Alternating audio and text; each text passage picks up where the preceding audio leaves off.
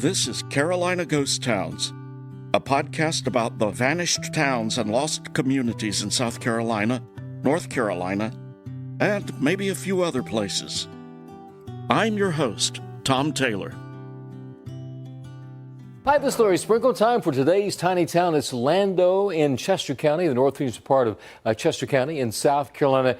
Talking about a tiny town, the population right now, just about 43 people. You can see less than a mile as far as the total area. But if you go back in the day, it was the home to Manetta Mills. And back at that time, there were about 1,000 people in Lando. They made blankets, were famous for that, but they closed down. In fact, the only thing left is this one small building in the tiny town, which is Lando in Chester County in South Carolina. I'm Larry Sprinkle.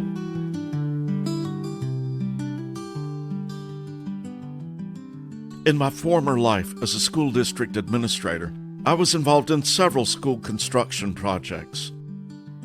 I became fascinated with school architecture, especially old schools. I learned about Julius Rosenwald and his mission to provide decent education facilities for African Americans throughout the South. I studied all of his architectural plans and could identify whether or not it was a Rosenwald school. I could also tell whether it was designed to face north-south or east-west by the arrangement of the windows, as well as how many teachers it was meant to accommodate. I also studied the designs of architect Rudolph E. Lee of Clemson and got so that I could recognize his schools when I came across one. At one time, I became obsessed with documenting all the extant abandoned schools in South Carolina. Using resources like the GeoNames database, I created a Google map showing all of these locations. When I was out rambling and was close to one of these, my old Garmin GPS would ping an alert, and I'd go check it out.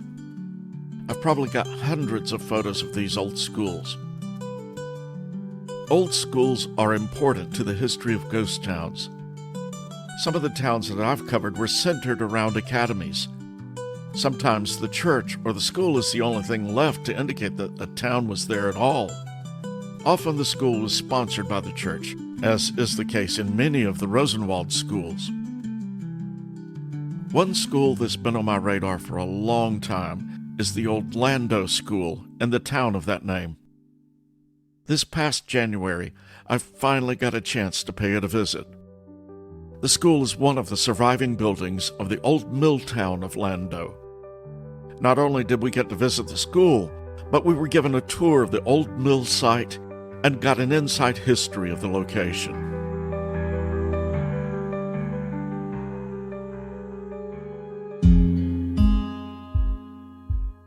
In pre-colonial days, this was the land of the Catawba and Cherokee.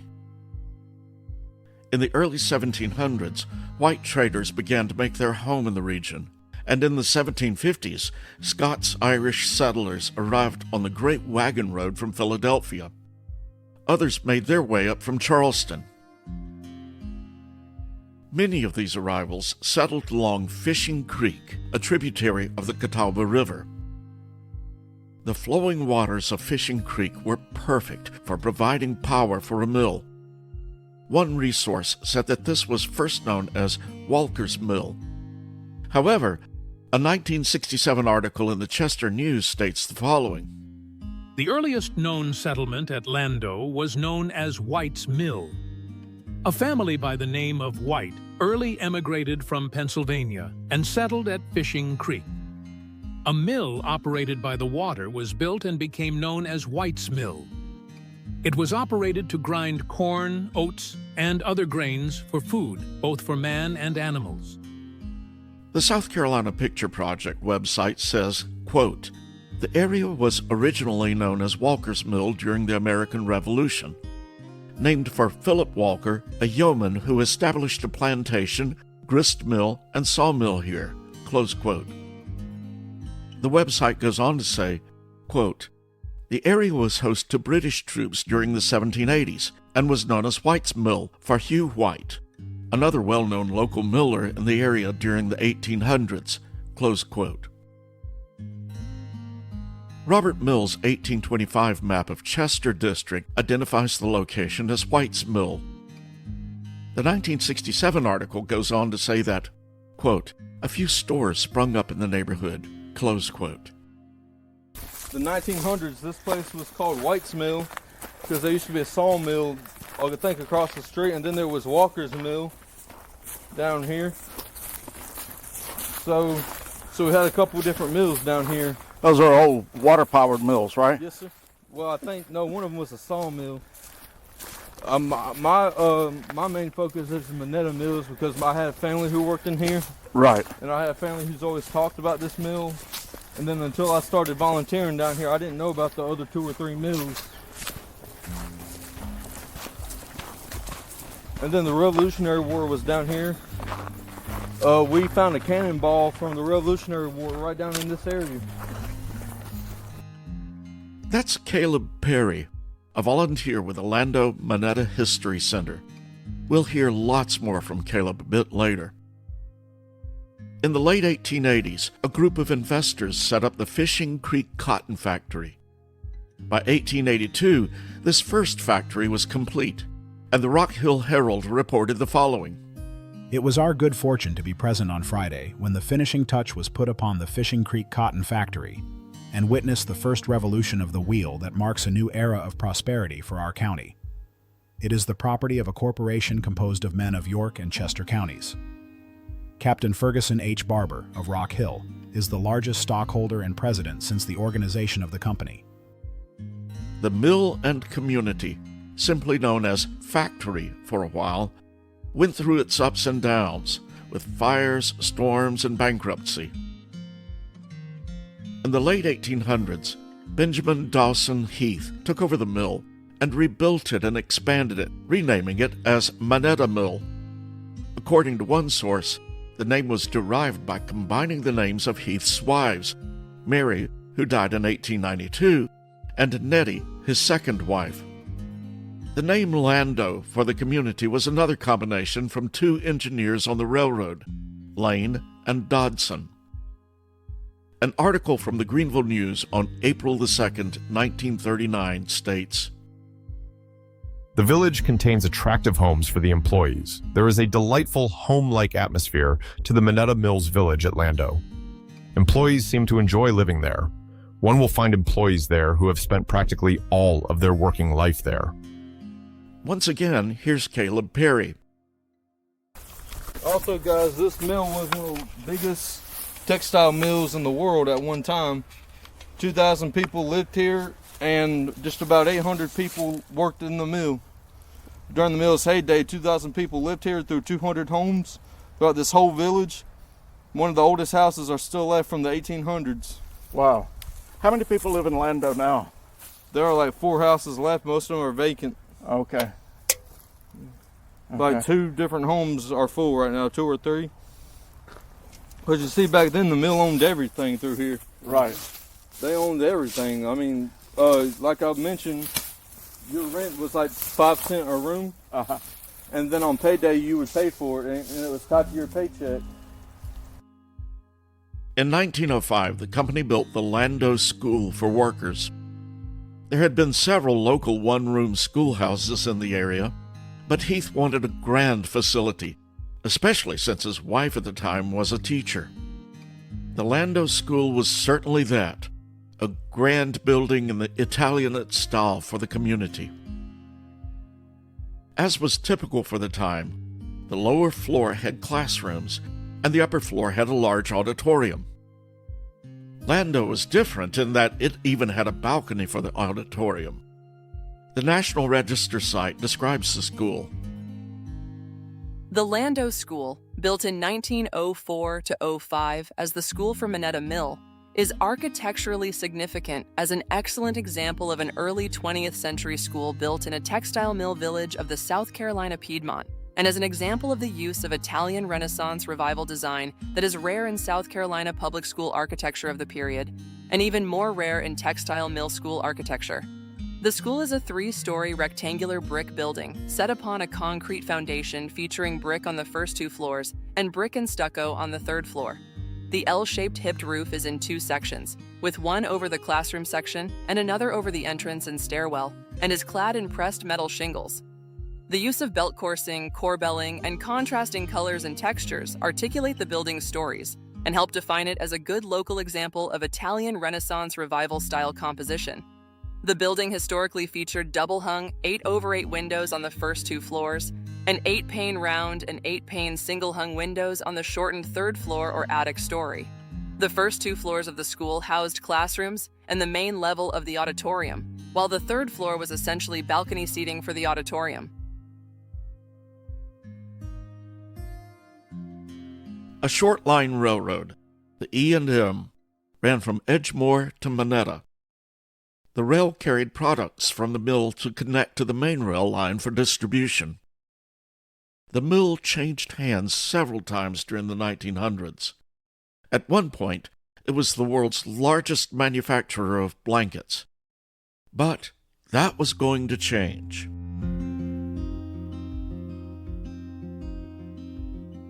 In the 1950s, the Lando School closed as several community schools were consolidated. The Chester News reported the closure. Lando School is eliminated. In order that the Lando Grammar School children may have better educational advantages, the Chester County Board of Education has decided to eliminate this school and add an additional modern schoolroom to the Edgemoor Grammar School to help care for the students from the 1st to the 6th grades of the Lando School. Some will be admitted to the Oakley Hall Grammar School and the others to the Edgemoor Grammar School. Those students in the 7th grade will attend the Louisville High School. The mill lasted much longer than the school. It continued operations until 1992 before it closed. Operations were moved to Monroe, North Carolina, but eventually that factory closed too.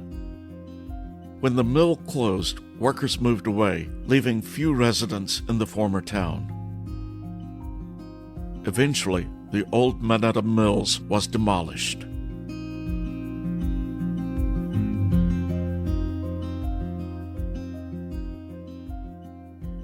There are some remnants of the old mill town. The school is the most impressive remaining building, and it's on the National Register of Historic Places. But there are 2 surviving churches from the old town, Lando Baptist Church and Heath Memorial Methodist Church. Only a few of the mill houses remain. The old building that housed the company store and mill offices still stands. It's now the home of the Lando-Manetta History Museum. As for the mill itself, there are significant ruins. There are multiple foundations and 1 elevator shaft. A dam across Fishing Creek diverts water into a tailrace canal to power the mill. The old trestle for the E&M rail line crosses the creek above the dam.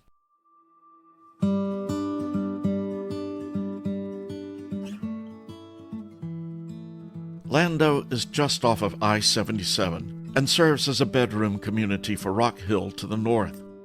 As such, a new development called Walker's Mill with modern tract houses has taken the space that once held mill houses.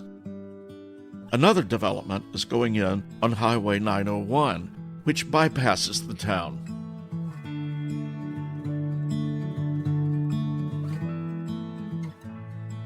As I said at the beginning of this episode, I really wanted to see the old school. Last January, fellow explorer Alan Russell and I decided to make the trek over to Chester County. We drove straight to the old school and parked right in front of a no parking sign. There were also no trespassing signs everywhere. A lot of these country schools had, like, first floor were the classrooms. So the first floor were the classrooms, so like upper floor was auditorium or right, like some sort of meeting space. Like in Slater, Marietta. Yeah. Sadly, the school facade was covered in graffiti, but I wanted photos anyway. We took a few shots just off the property from the road. I brought along a small drone to get around that no trespassing edict and sent it up to try to get some photos of the upper interior.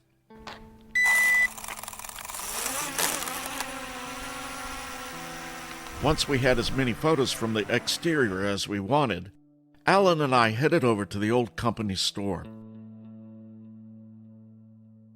Alan and I always seem to run into that one person what knows stuff. That was the case on this trip, too. I had just launched the drone for an overhead shot of the company store when a car pulled up. A young man got out and asked if we had any questions about the Mill Village.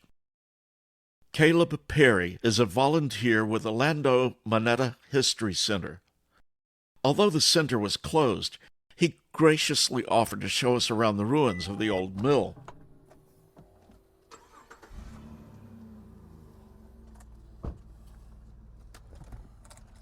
We drove around the country store to the mill ruins. You can still see the big elevator doors. So they just tore down the mill and didn't touch the elevator except to take the guts.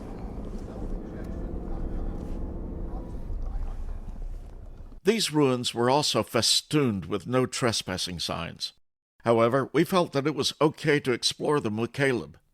All right, guys, my name's Caleb Perry. I'm a volunteer with Lando-Manetta Mills History Center. For over 100 years, we made blankets for Lady Pepperell and Cannon Mills. And as you can see, this was the mill. Up there was the company store and mill offices. Across the street was the infirmary. We had a barber shop out of that building, and the post office, and you go there and get your meat or whatever. Okay. And then on payday, they take it out of your paycheck. Wow. We had our own little coin during the Great Depression that you would cash in. Like script? They were called loonies. Okay. You could only spend them here in the mill, and then you'd take them up there, and then that was their way of giving back and giving extra money to you. Okay. When money was really tight. Yeah. Cash wasn't available. Yeah. As we started walking along a path down toward the back of the mill, Caleb gave us the dates of construction. Like I mentioned to you, the dam was built in 1880. The trestle was 1905, the schoolhouse was 1905, and the company store was 1910. Okay. We made our way down to Fishing Creek, where the mill dam crossed the river.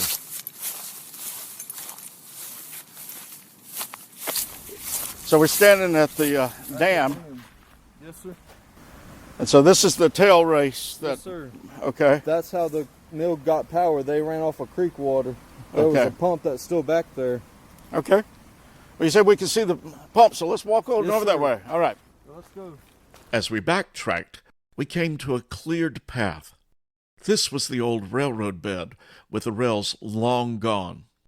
So, guys, E&M Railroad, which stands for Edgemoor-Manetta Railroad, that was our little way of transporting the goods from the mill all the way down to the depot in Edgemoor. Okay. It ran 2.5 miles, and it was the last commercial steam locomotive used in the U.S. on a short line. Okay. It was decommissioned in 1975. And it opened up in 1902, February 2nd. The first engine came. We had 3, 4, and 5. Wow. Number 5 sits in Richburg Park on display for the kids to enjoy, but they're trying to get it moved to Edgemoor behind the firehouse. Okay. Just because they have more ties to it, because the Edgemoor because the depot was 100 yards from their firehouse. Okay. Yes, sir.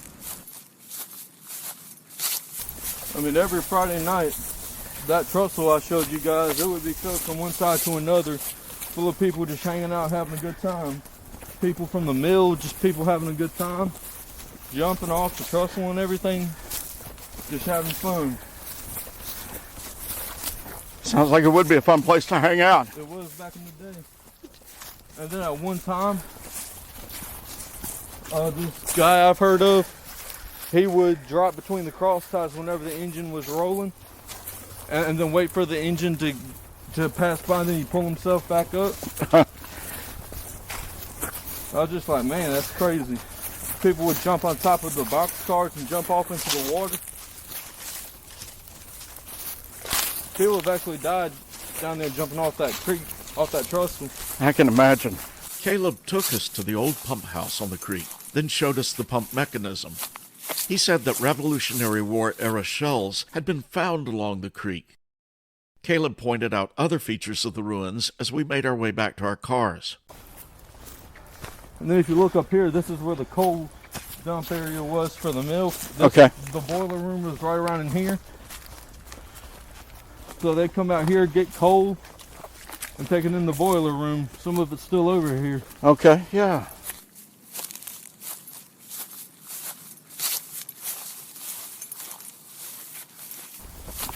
And then after Manetta Mills here closed down, they moved operations to Monroe, North Carolina. In 91, and it was only there for like a couple years. And then they just closed down. From the mill ruins, we drove back to the Lando School. This time, we walked further onto the grounds. At the entrance to the grounds is one lone headstone for Stephen Aldrich.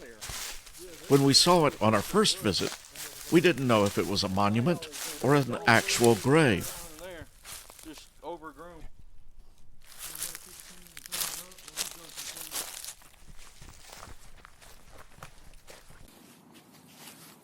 We didn't know if that headstone had been like stolen and moved there, or if that was actually a cemetery. No, that was a cemetery there at one time, and then at one time during the mill days, people would push them into the creek. They were so small, they'd pick them up and just throw them in the creek. Oh. So right here was a graveyard, and it went this way. We're actually trying to clean it up a little bit. Okay, we were wondering who had done some cleaning. Like all this brush we moved. Okay. Used to be all overgrown. And then they just put the schoolhouse right beside it. And then back in the day, the mill kids, they would take the gravestones and they just throw them in the creek. Huh. Bust them up and throw them in the creek. Was this cemetery associated with the church over there, or? I'm not sure. It's just been so long ago. Okay. I don't think so.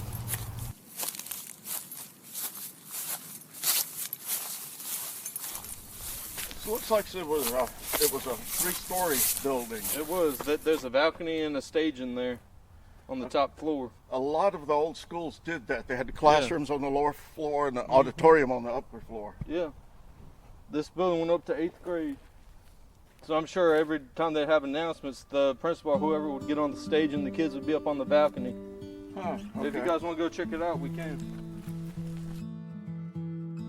At this point, we entered the old school, and for whatever reason, my audio recorder gave out. I don't have any of Caleb's comments from the rest of the exploration. As described, the lower level was classrooms.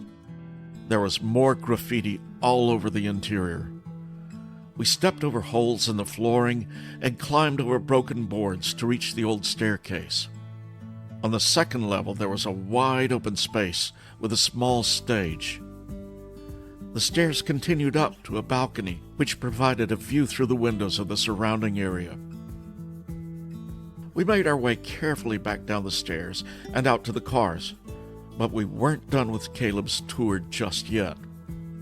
We followed him down to Richburg, a few miles away, where the old E&M engine number 5, nicknamed the Dummy, was on display at a local park.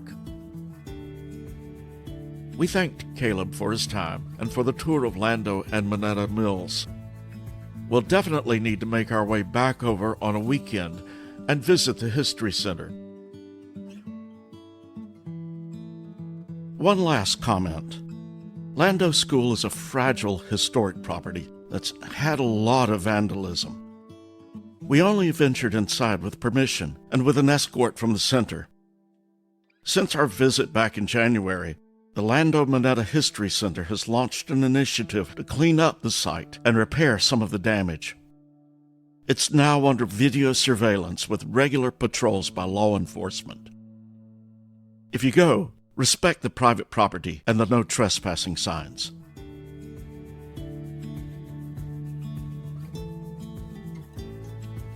That's it for this week's episode of Carolina Ghost Towns. As usual, there will be photos of the old school and mill ruins in the show notes, as well as links to references used in the episode. Once again, subscribe, leave a comment, and recommend the show to your friends. Thanks for listening.